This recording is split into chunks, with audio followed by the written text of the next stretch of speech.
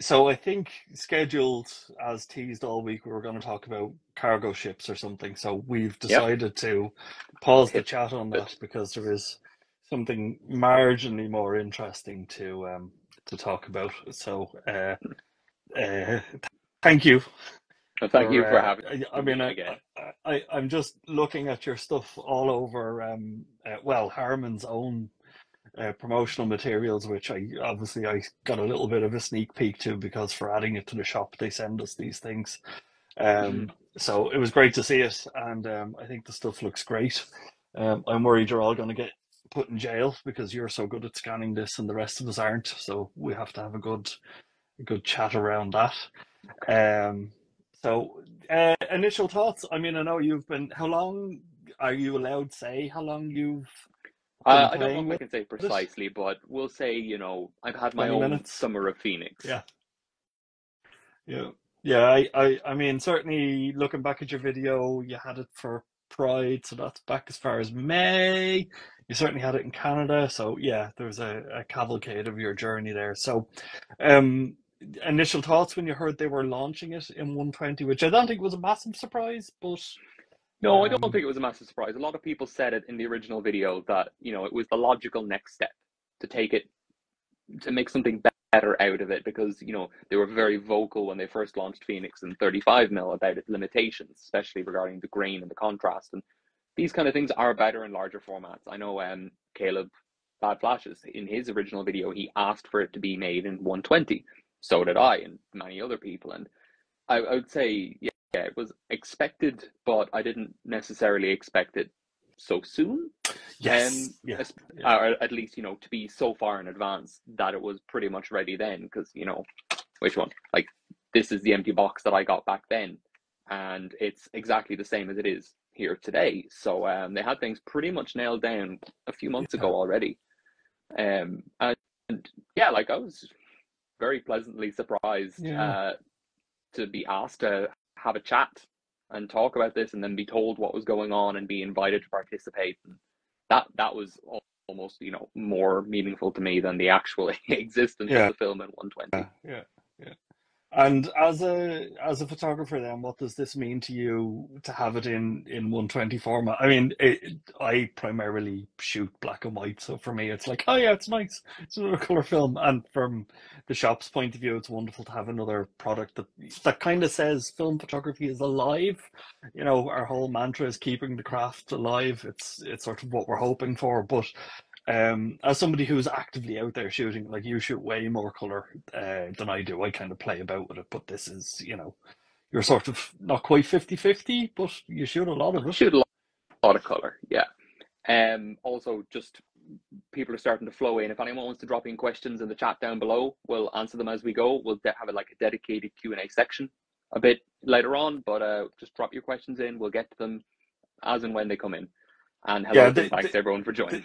this is unlikely to be our usual hour-long cavalcade. Yeah, We'll just maybe half hour and some questions, something like that. We'll see how we're getting on because it's a work day, and I think everybody's a bit tired, and we're on a bit earlier than usual that's true. because Yeah. just it's been. Um, in Alex had 120, an yeah, awful lot of stuff to post on social media today. I did.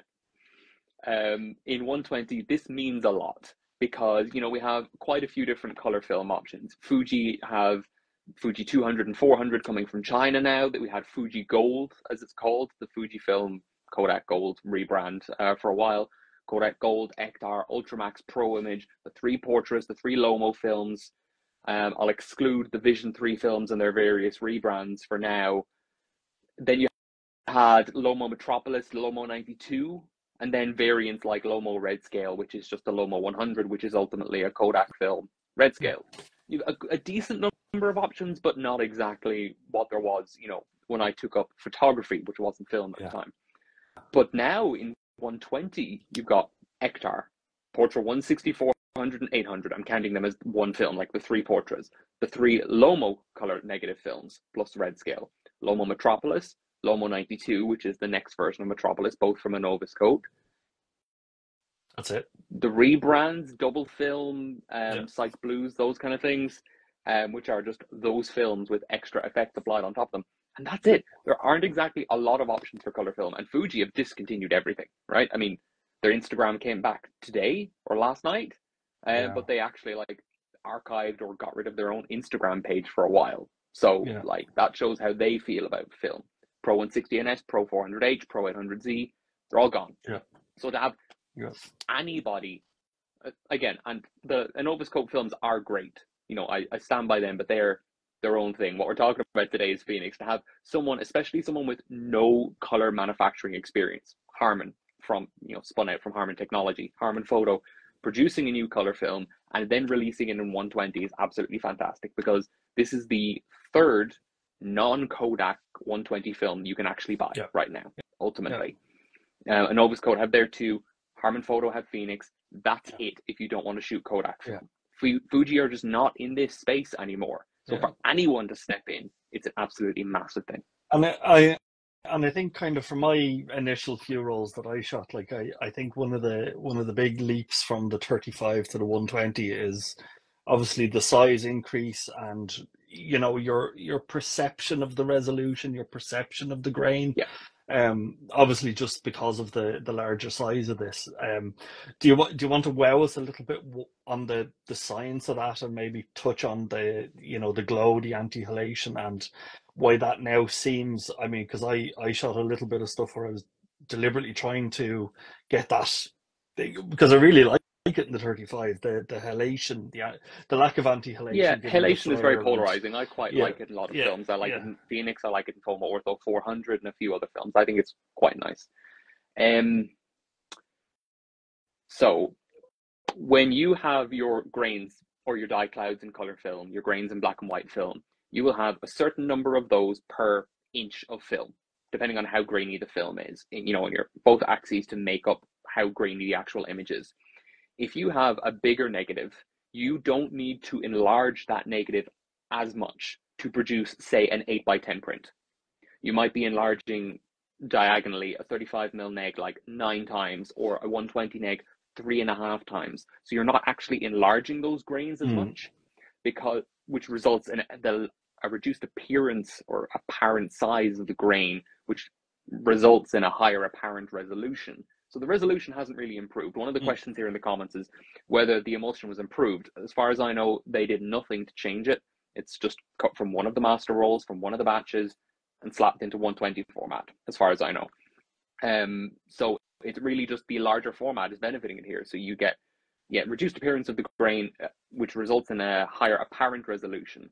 But the thing about halation is a physical phenomenon. It's not from development. It's caused basically by the light bleeding out from point light sources or high contrast edges in the film, where the light just hits the silver, hits the dye couplers, and will just like instead of going down and staying there, yeah, it'll the excess will just laterally move through the film base because the film base is a sheet. It's like a fiber optic kind of. And every film will have halation if you overexpose it enough. But films like Phoenix are more prone to it. But the light can only bleed so far because of the physical material properties of the base. So again, if you're not enlarging the negative as much, you're not enlarging that halation as yes, much, yeah, whether that's on a screen or in the darkroom or yeah. just an inkjet printer. So you're not going to see the halation as much. It will appear to be much more constrained and tight around whatever that high contrast edge or that point light source is. So if I want to achieve the same blown out halation, just go big with the Just with the go big or overexpose the film. When you yeah. overexpose, you're getting more light in that point source or that high contrast edge, and it's going to bleed out a bit further. Yeah, I tested out overexposing on a couple of my shots last weekend as well, so that's Oh, like tick. Um, okay. We have a couple of questions there. yeah, Mark asks about my favorite pictures from my roles. That is you say it's a boring question. That is a very difficult question. I think one of my favorites, I'm looking at them here on my laptop, is going to be that fairground picture that's on the Harman website. yeah, That's one of the pictures that it's stunning. I love that picture. Yeah, Credit to Kieran for bringing me there on our trip around Kerry, even though I lied and said I was shooting black and white, but we have to do that. Um, yeah, that's one I like myself, and obviously Harman Photo seem to like it as well if they chose it for the marketing material, so that's great. There's one I took. I'll post more of these on Instagram tomorrow. I just posted some portraits today. I got a picture of some rocks backlit by a lake in Kerry. There's a beautiful halation there on the like peaks of every ripple and wave in the water. Absolutely gorgeous.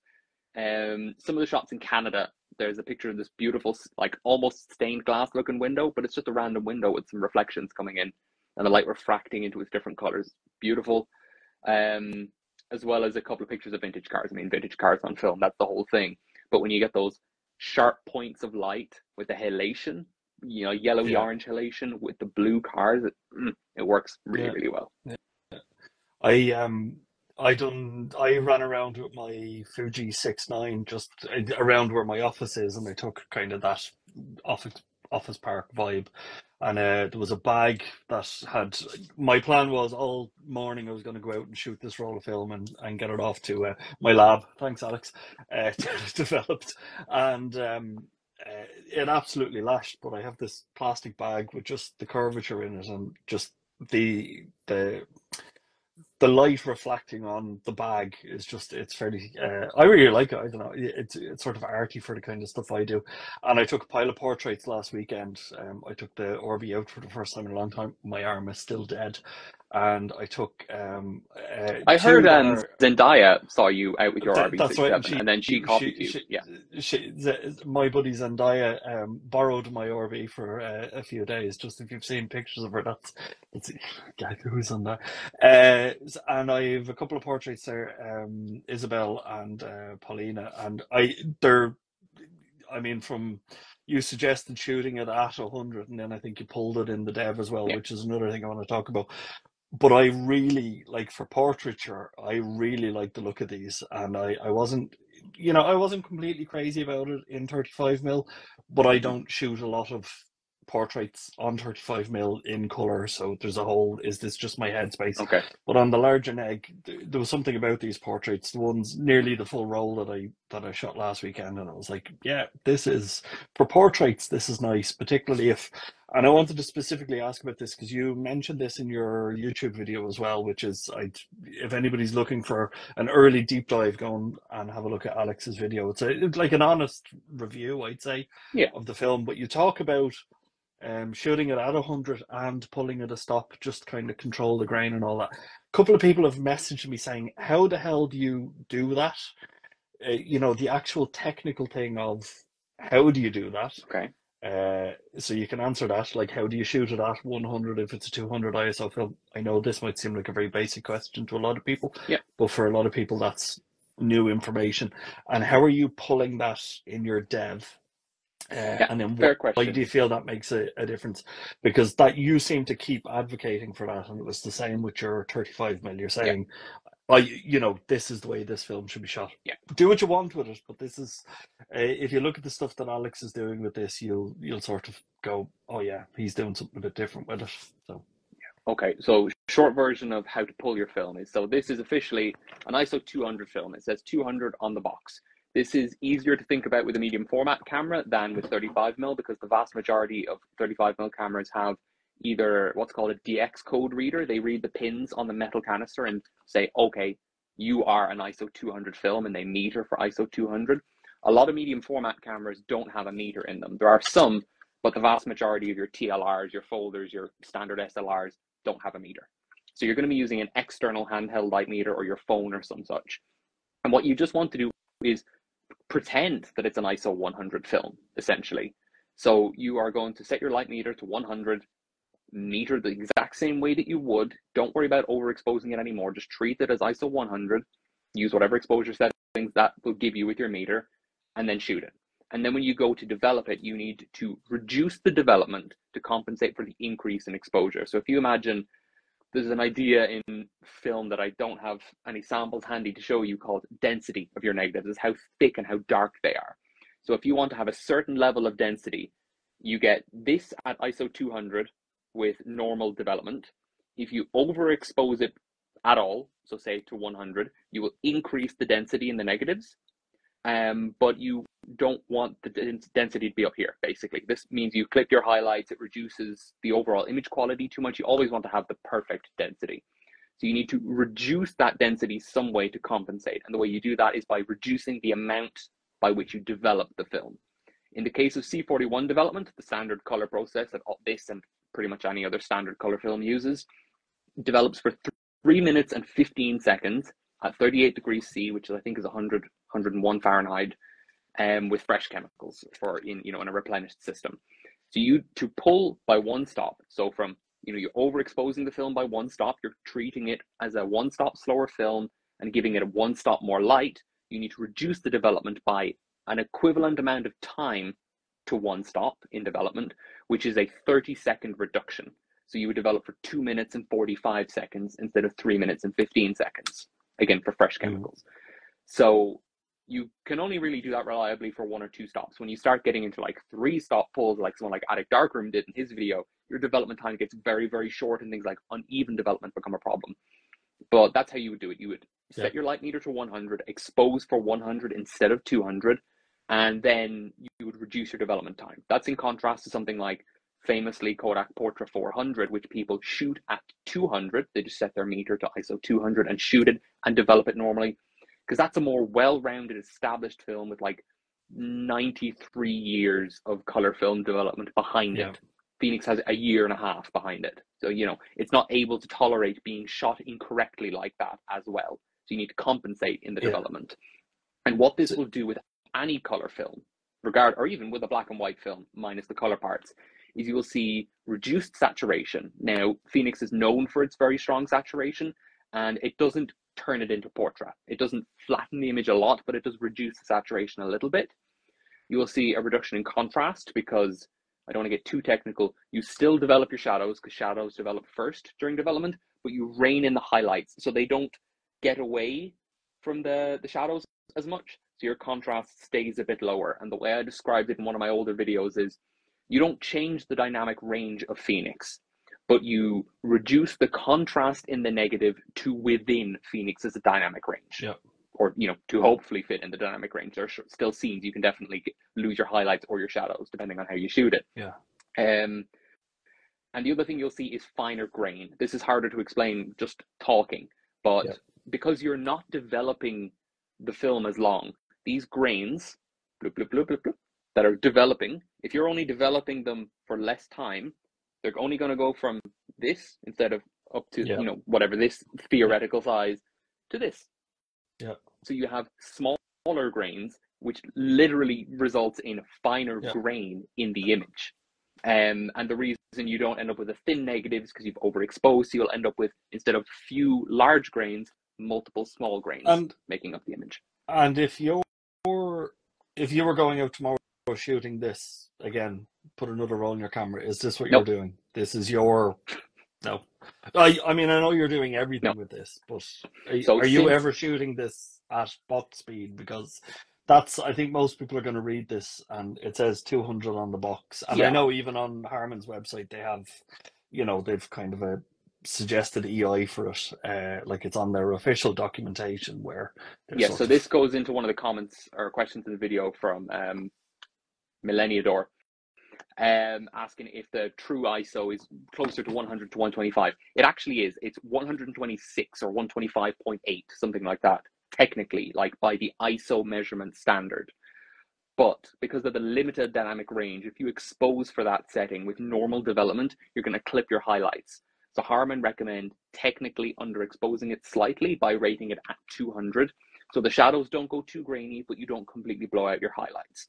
That's one of the limitations of Phoenix, and is surely something that's going to improve in whatever the next iteration is, next year, the year after. I don't know how long it's going to take them. But no, I would not be pulling it if I were shooting it. I do shoot it in, like when I'm shooting casually, I'll do it at 200, 160 usually. Depends on the weather. 125 if it's very overcast. And I think that's normally. The 160 is what I've been kind of routinely just setting the camera at. But what I've fallen in love with since trying it is ECN2 development. That's cross-processing, so not using the C41 process. Not everywhere will do this for you. ECN2 isn't as common as C41, so not everybody can do this.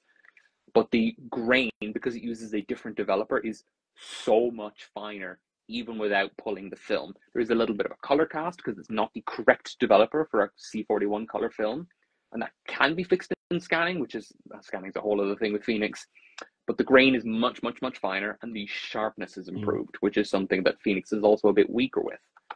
And there are a couple more questions I want to get to Yeah, here more quickly. troublesome says, how do you scan in versions? I found the existing software is pretty bad. Best results with manual Photoshop inversion. I think that's For inverting the scans, I use Negative Lab Pro. I use version 3, the paid upgrade from version 2, which is what most people I know have.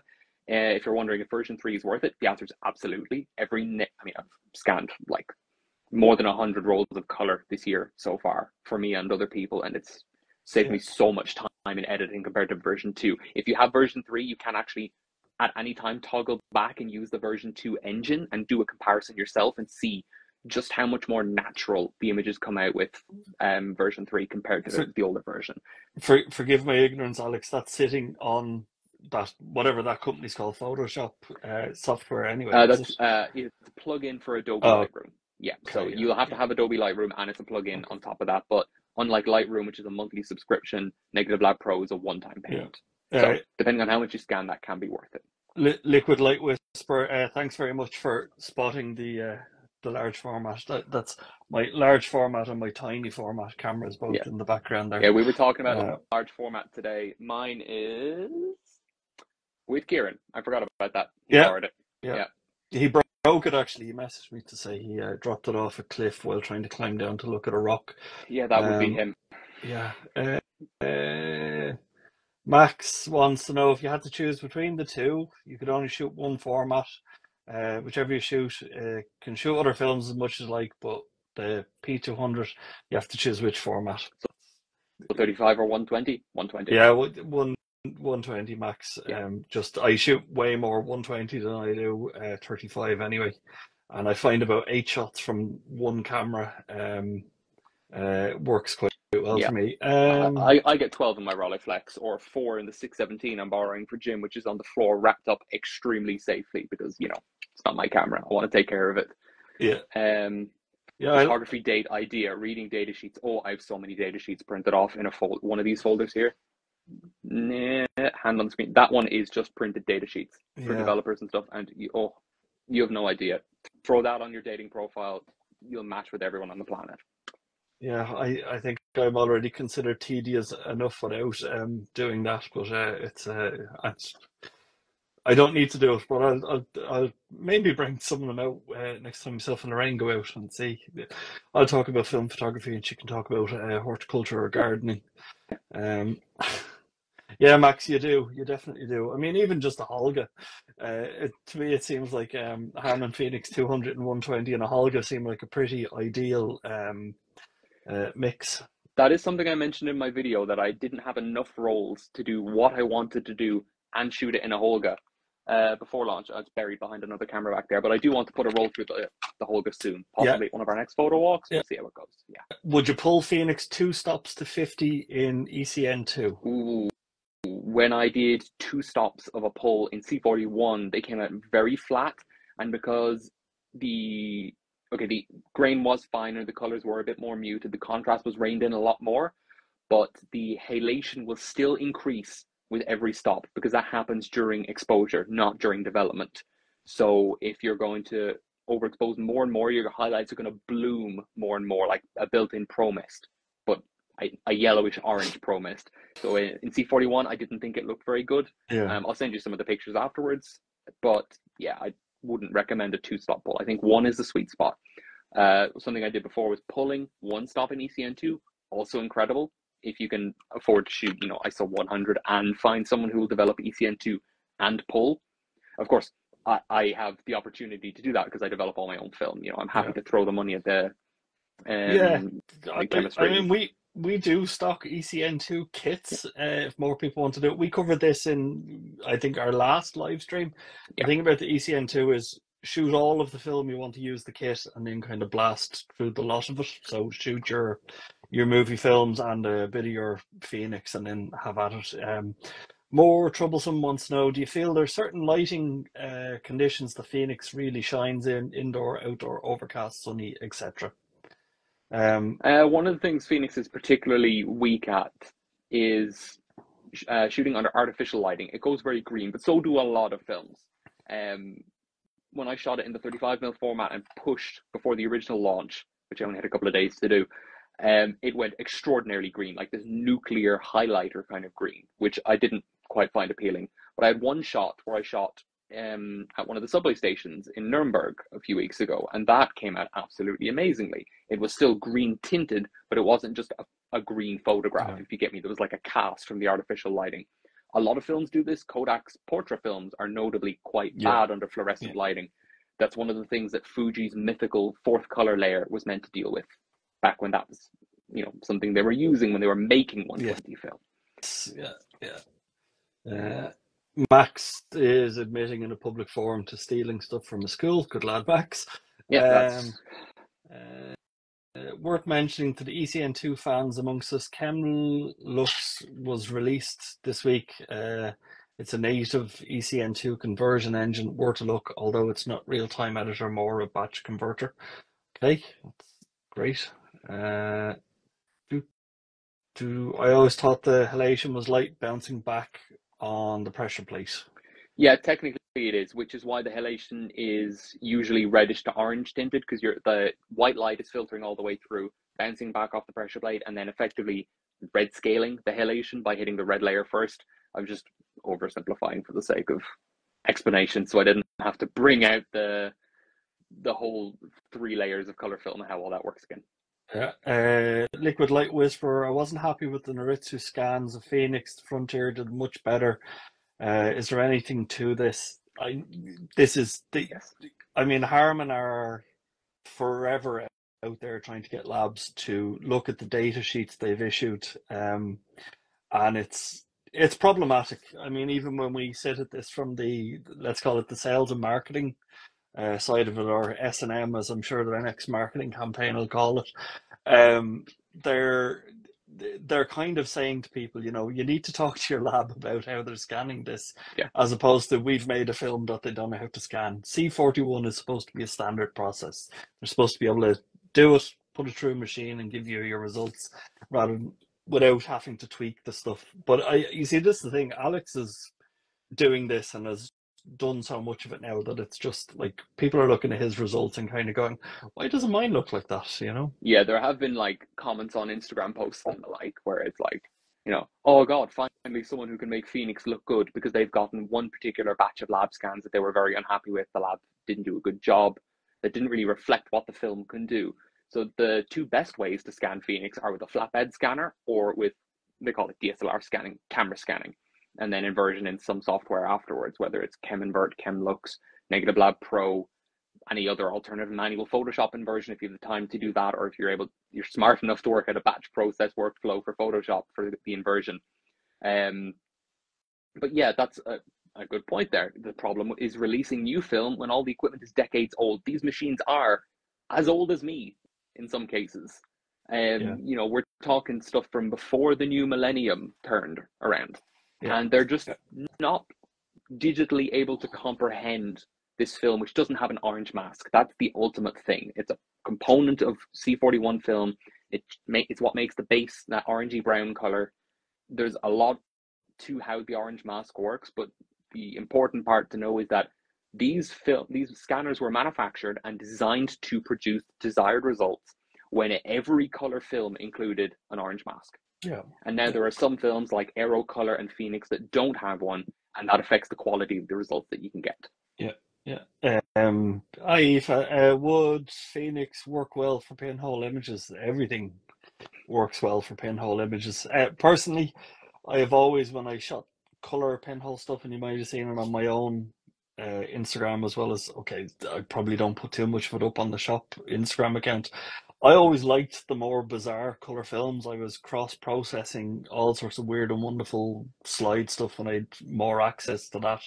I always liked the slightly weirder side of it because I believe with the pinhole stuff, you're into this dreamy, Lo-fi kind of look.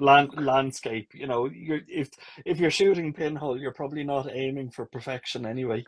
Yeah, you're the um kind of person who loves something like this. yeah, and I think this is another thing, for a color film in 120, priced, it's not outrageous. And I mean, No, I think it's I the have it on at second cheapest vaguely normal color film, in yeah, my opinion. I have it on there at the moment at 1265. I think I'm going to be told to fix 65. that when somebody sees it. I'm not sure. I might have I haven't to order a actually couple seen more. too much of what people are charging for it, so it's just a maths thing. Um, but if you're shooting it in a pinhole, it's probably not outrageously priced. I do more black and white stuff because it's a Yeah, bit. But for color, yeah, I'm itching to get some into the pinhole camera. If it's a very long-winded way. Alex, what do you think? Do you think it'd be good? I think it'd be good, and I think you should definitely do it Yeah, soon. yeah. Just to follow up Oh, that discussion there, I'm also using a Veloy setup. Great results. Very happy with it. So yeah, definitely yeah, try Negative Lab Pro. Is making the base orange hard? Yes. So in your multiple layers, I'm going to gloss over this because I don't understand everything fully, and it's well beyond the scope of this video. But your multiple layers in your color film, two of the layers have basically dummy couplers which form an inverted positive image out of orange tones on top of the dyes that make up the actual image with inverse density, so you have less orange formed in the highlights, more formed in the shadows. This reigns in the contrast. There's all sorts of stuff. It's not as simple as just like adding in a dye to the plastic and turning the base orange. There's a ton of science behind it, and yeah, it's something that definitely requires a lot of work, and it changes the required chemistry of making a film. So I presume that's the direction Harman are going to go in the future, and if it is, it's going to take time. I'm um, I'm not a stupid man. I've attended a selection of different colleges and universities, but you continually make me feel very stupid about this stuff, Doctor Alex. I read about all Uh, this last weekend. Don't act like I've known this for a long time. uh, yeah, if it says perfection's overrated, Absolutely. absolutely. Yeah. Liquid Never let Light Whisper. perfection be the enemy of the good. No, no. Liquid Light was a great chat, by the way, guys. Thank you very much. That's very kind. It's easier to do more of these when the feedback is Yeah. positive. It's not particularly easy to do this. I don't think myself or Alex are in a particularly natural place for either of us doing this. I'm somewhat awkward at the best of times. So look, we're gonna do. If there's a couple more questions, we'll take Yeah. them. Throw them at us. I don't. I think I've covered. I made some notes to ask Alex about this. Um, so around the bigger side of it, the pushing and pulling of the film, why there's less glow. I mean, I don't know. It's thanks, Monica. um, It yes. helps So that we look, know each other so we can just yeah, play off that's each easier. other. Yeah, it's actually we a little peek behind the curtain here. We log on and check that the technology is working before we do this, and we started having a conversation. We had to stop because kind of went, this might be the interesting sort of stuff that people would want to hear about. Yeah. It mightn't be the case, but that's in terms of resources for deeper dives on the Phoenix stuff in general. Please go and check out Alex's channel. He's had this ongoing series for months now at this stage where he's done all sorts of stuff. If you hear Harman Phoenix film screaming in the background, it's because Alex is torturing everything he can out of it. Specifically there, Alex, you've been asked any E6, any Phoenix yet? Not Uh, in 120. I've tried it a lot in 35 mil. It doesn't cross process that well. The density is off. The die couplers don't work properly for various reasons. We don't want to talk about molar extinction coefficients and the like here, but the color balance is wrong. You can't completely fix it with filtration. I have tried to do something better, but I'm getting inconsistent results, and that's all I want to say for now. Yeah, it's. I mean, the video you done on it's very interesting, but there's like I remember sort of saying to you, it's like Alex, there's a limit to this stuff. Um, so I think Max is asking if there was something about the film you could improve. What would it be? If I could have exactly the same film, but with maybe another stop and a half of dynamic range, I'd Okay, take that. The grain, love it. Ju- Colors are absolutely gorgeous. I love the halation. Just give me a bit more flexibility with my exposure. just for the flexibility, just Yeah. that I want to Just shoot so I this don't of need an to evening, or spot yeah, meter and the like all the yeah, time. Let me Sunny 16 it and have it work yeah, out. yes. When editing film in Photoshop or Lightroom, it can be easily tempting to spend ages removing every little piece of dust, but it's just better to embrace the imperfections, and it also saves a ton of time. Yeah, I mean, with the black and white stuff, I take a tremendous amount of effort now to kind of hang my film and make sure it isn't getting too much dust. Yeah, I mostly print in the darkroom. And the last thing I want to do is spend hours removing dust spots or spotting a print afterwards. I'm not crazy absolutely. And about it that. is endless. Like the more you zoom in, the more dust you're going to see. I Yeah. scan with a this. I'm going to lift it up so I don't cover up the text. A Fujifilm GFX 100S. So I'm getting very high resolution, high quality scans. 102 megapixels. So what I do is I limit myself to zooming into 50% when I'm doing the dust. And I'll go through the image. That's dust, that. And then I'll look at 100% and I'll see 1,500 times more. But then I have to remind myself that at 50% on my screen, that print is still bigger than I've ever actually printed if I were to. So I'm not really saving anything. And, Yeah.